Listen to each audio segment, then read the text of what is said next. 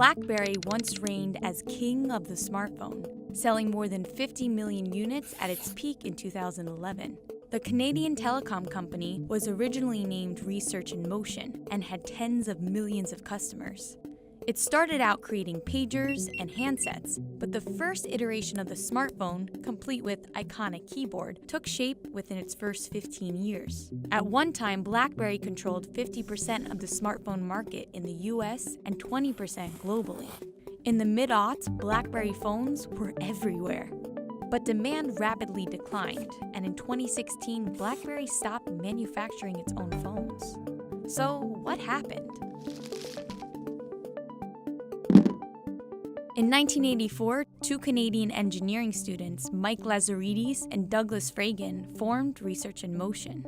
At first, the company dabbled mostly in random projects, an LED system for GM, a local network for IBM, and even a film editing system that won an Oscar in 1998. In 1989, the Canadian phone company Rogers contracted RIM to work on its Mobitex network, a system specifically designed for messaging, giving RIM a leg up as an early expert in mobile messaging. Fast forward to 1996, when RIM created its first two-way pager. And for the next few years, the company iterated on that design, gradually adding features like a color display, Wi-Fi, instant messaging, and web browsing. In 2002, the company unveiled its first model that could be called a phone. In 2006, RIM added the trackball so users could scroll around the screen.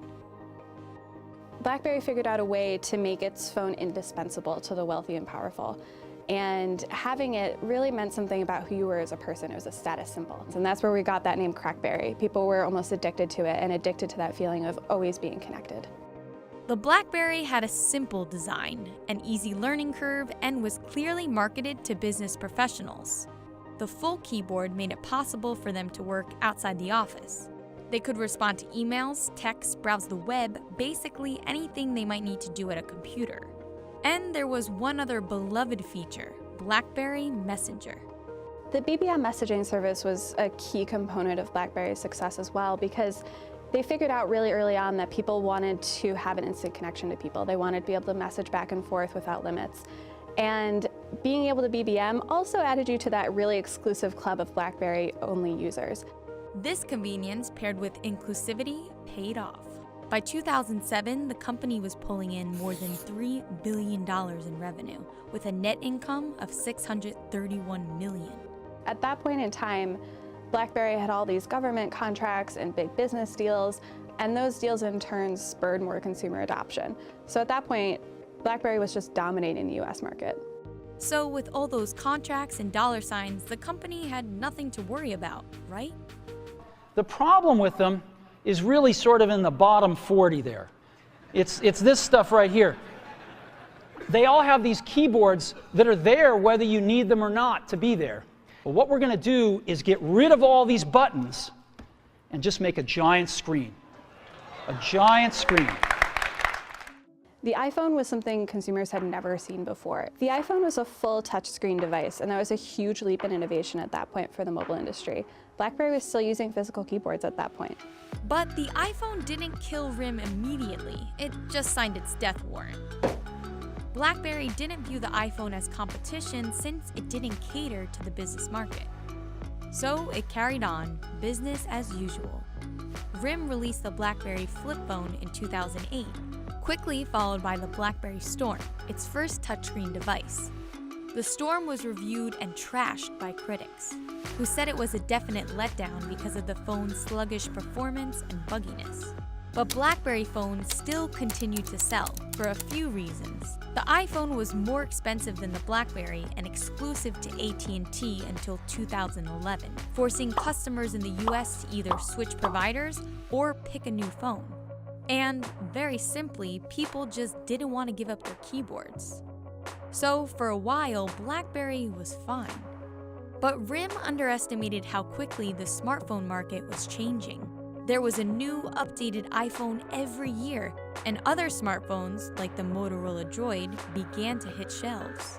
RIM tried to keep up. It rolled out innovative new devices like the Playbook tablet and Torch. But the devices were not well received. The playbook even shipped without an email app, which made it useless to BlackBerry's business-minded customer base. In June 2010 came BlackBerry's death rattle with the release of the iPhone 4. Soon after its release, Apple's phone sales surpassed BlackBerry for the second time, but this time they stayed there. BlackBerry was slow to change. Its company ethos was built around designing a great product that just worked and iterating on it very slowly. To that end, they would add small features over time, but they weren't shooting for big, sweeping changes that would shock and delight consumers. It wasn't the fact that there was no well-established BlackBerry App Store, although that was big. Comparatively, Android and Apple were more top of mind for app developers. BlackBerry wasn't. The phones missed out on a bunch of features that appealed to consumers, like front and back cameras. These shortcomings ultimately led to RIM's downfall. RIM's global market share began a downward spiral, going from 20% in 2009 to less than 5% in 2012. By the time RIM finally released its spec-competitive touchscreen phone in 2013, it was just too late. That same year, RIM officially changed its name to BlackBerry. BlackBerry thought its loyal customers would wait around for it.